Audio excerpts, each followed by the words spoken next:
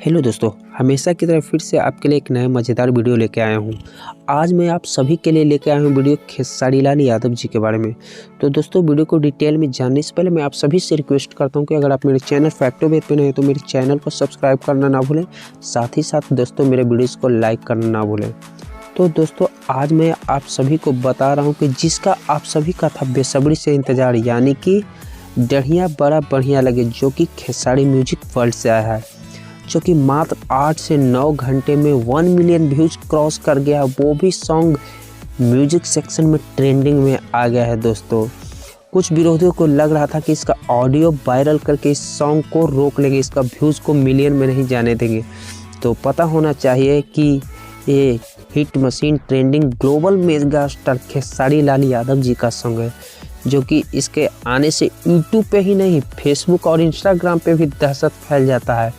और साथ ही साथ मैं आपको बता दूं कि इसमें कश्यप कहर का भी पावर था। और कुछ लोग बोलते हैं कि हम लकीर खींचते हैं, तो उन लोगों के लिए मैं एक राय देता हूं कि क्या लकीर होता है, आप खेसारी लाल यादव जी का ये सॉन्ग देखकर पता कर सकते हैं। और साथ ही साथ बता दो कि यामिनी सिंह जी और खेसारी लाल यादव ने इस गाने पे रील बनाया, जो कि काफ़ी वायरल हो रहा है इंस्टाग्राम पे।